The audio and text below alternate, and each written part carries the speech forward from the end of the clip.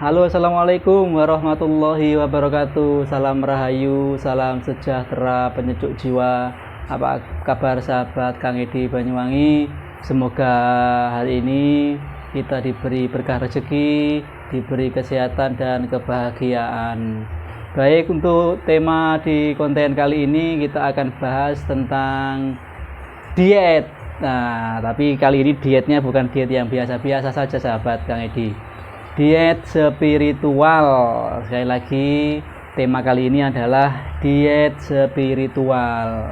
Baik, sahabat Kang Edi Banyuwangi, ya mungkin dari kita semuanya, apalagi yang mempunyai kondisi badan yang agak gemuk, entah itu perempuan atau laki-laki, biasanya melakukan diet makan. Nah, diet makan dengan pola makan, mengatur pola gizi dengan baik untuk kesehatan badannya. Namun kadang-kadang kita juga lupa ada beberapa titik di dalam diri kita ini yang memang harus ikut diet juga, selain untuk diet makanan-makanan tadi. Namanya diet spiritual. Apa saja yang titik-titik yang harus didietkan itu Kang Edi? Yang pertama adalah mulut, yang kedua adalah hidung, yang ketiga adalah mata, yang keempat adalah telinga, yang kelima adalah pikiran, yang keenam adalah hati, kolbu, yang ketujuh adalah paling bawah sendiri, posisinya adalah di nafsu birahi. Kita bahas yang tataran atas ini dulu. Kemarin sempat Kang Edi bahas tentang bagaimana tentang gelombang-gelombang energi bisa untuk mengobati kesehatan baik diri sendiri, orang lain maupun keluarga. Ini nanti ada hubungannya dengan dunia kesehatan. Dunia kesehatan, karena kita akan menjaga titik yang ada di atas ini, itu merupakan kunci kesehatan. Dan beberapa ahli kedokteran mengatakan kunci kesehatan itu sebenarnya 80% ada di dalam diri kita, 20% itu ada di dalam makanan yang kita konsumsi setiap hari. Jadi sekali lagi, penyakit di dalam diri kita 20% itu ada di makanan, 20% itu ada di makanan, pola makan maksudnya. Yang 80% itu ada di pola pikir nih, yang di sini, yang di atas ini, tataran atas. Dibagi menjadi 3, tataran atas, tataran tengah, dan tataran bawah. Kita bahas dulu tataran yang atas. Kita harus diet dulu yang ini. Nah, jadi saya lagi, menurut para ahli juga mengatakan penyakit yang ada di dalam diri kita, penyakit yang ada di dalam diri kita itu 20% itu dari pola makan atau pola hidup atau gaya hidup lah ya. Kemudian 80%-nya itu ada di dalam ini separuh ini ke atas. Terus kita bagaimana caranya untuk melakukan diet spiritual itu Kang Edi? Oke, sekali lagi kita akan bahas tataran yang atas dulu. Pertama, mulut. Ya mungkin dalam berwudu itu ya, kita berwudu kan suruh kumur-kumur 3 kali.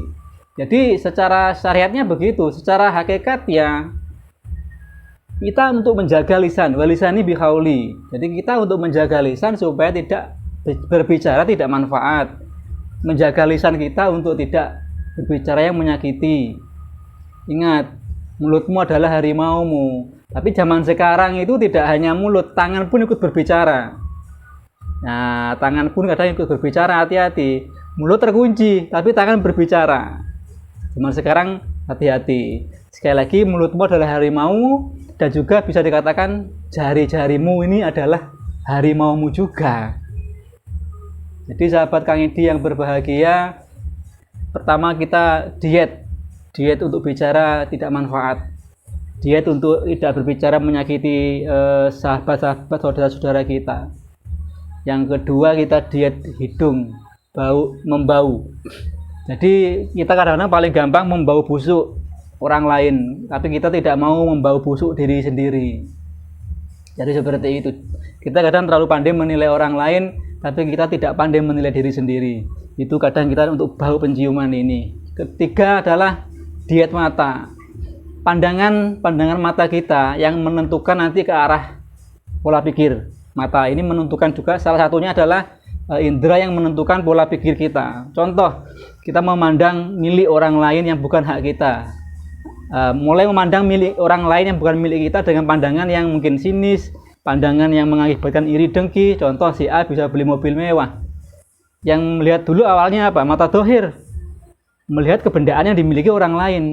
Dengan pantulan gambaran yang memantul di dalam indera dari mata penglihatan, indera penglihatan kita diolah oleh pikiran. Alah ya paling dia bekerja begitu, dia paling melihara tuyul, makanya dia bisa beli mobil mewah. Ini dari pandangan mata dohir kita ini memandang sesuatu materi, akhirnya dipola oleh otak kita. Kalau kita nggak diet kan mata ini, itu fungsinya. Hati-hati melirik yang bukan hak kita, melihat sesuatu yang memang ibaratnya membuat banyak kesalahan di dalam mata kita. Melihat rumput tetangga lebih indah daripada rumput kita sendiri. Ya memang itu satu hal yang wajar, tapi paling tidak dijaga pola pandangan mata kita untuk memandang sesuatu yang baik-baik saja. Jangan pernah membandingkan sesuatu dengan diri kita. Jangan pernah membandingkan istri orang dengan istri kita. Nah, makanya disitulah cara menerimanya nanti diterima oleh otak kita. Yang selanjutnya adalah telinga. Telinga ini tempatnya amarah. Kita dengar perkataan orang. Kadang kita dihina melalui mendengar dihina orang. Kita mendengar ibaratnya fitnah-fitnahan itu. Jadi kita bisa menerima pendengaran yang baik. Usahakan mendengarkan sesuatu dengan baik. Usahakan mendengarkan sesuatu, kita olah pendengaran kita itu antara baik buruknya, salah dan benarnya. Jangan asal menerima kabar angin. Jangan asal menerima kabar angin atau fitnahan-fitnahan atau ejek-ejekan. Jadikan bahasa mereka, jadikan kata-kata mereka sebagai motivasi diri.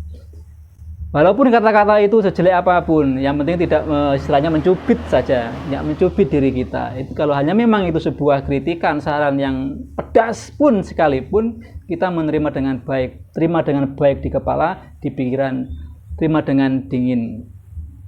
Hati-hati dengan pendengaran, jangan sampai ibaratnya kadang kita mendengar sesuatu, kabarnya ada ular segini, sampai di diri kita katanya ularnya segini. Itu kan sudah tidak sesuai dengan kebenaran yang awal gitu loh. Makanya kadang-kadang kalau kita dititipi suara aja dikurang-kurangi, kalau kita ditambah-tambahi, kalau kita dititipi uangnya dikurang-kurangi. Jadi lebih hati-hati menerima kabar-kabar yang kurang bagus. Begitu juga kita juga lebih hati-hati menerima kabar-kabar yang membaik-baikkan gitu loh. Kemudian pola pikir ini, kalau pola pikir ini tergantung dari 1, 2, 3, 4. Pola pikir ini tergantung bagaimana mulut, bagaimana penciuman, bagaimana indera penglihatan, dan bagaimana indera pendengaran. Semua akan diterima oleh otak kita. Jadi sekali lagi 20% kesehatan kita itu di pola makan. Sediet-diet apapun, kalau sediet-diet apapun, mengatur pola makan seperti apapun untuk diri kita, tapi yang 1, 2, 3, 4 ini tidak dijaga dengan baik, maka tetap akan menimbulkan penyakit. Sekali lagi, walaupun menjaga diet pola makan dengan baik, tapi yang ini tidak dijaga dengan baik, maka tetap akan menimbulkan penyakit pikiran. Itu lebih dominan 80% daripada penyakit dari makanan. Mudah-mudahan manfaat diet spiritual ini. Next kita akan bahas tataran tengahnya, dan nanti kita akan bahas tataran bawahnya. Sekarang kita bahas diet yang tataran atas, next kita bahas tataran tengah dan diet tataran bawah. Semoga manfaat, kurang lebihnya mohon maaf. Assalamualaikum warahmatullahi wabarakatuh. Salam dari Banyuwangi.